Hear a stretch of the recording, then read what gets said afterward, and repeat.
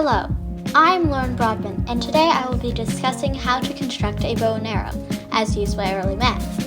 Learning how to create a bow and arrow was crucial to the survival of early people for several reasons.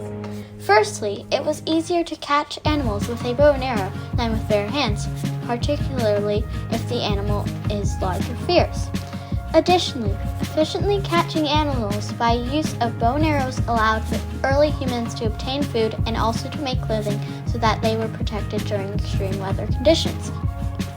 In order to make a bow and arrow, you need some thin, strong branches as well as one long, sturdy but flexible branch.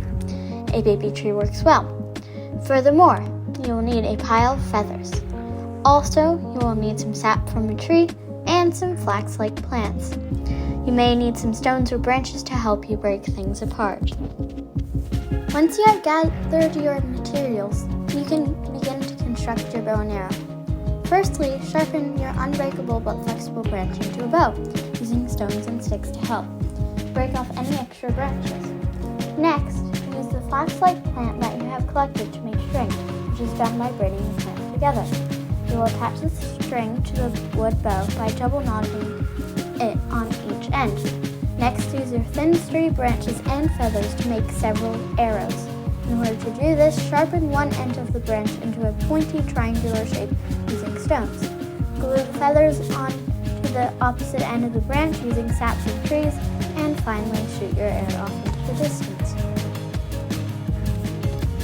Here is an example of a modern bow and arrow. Instead of utilizing natural materials to construct this product, the modern bow and arrow uses plastic.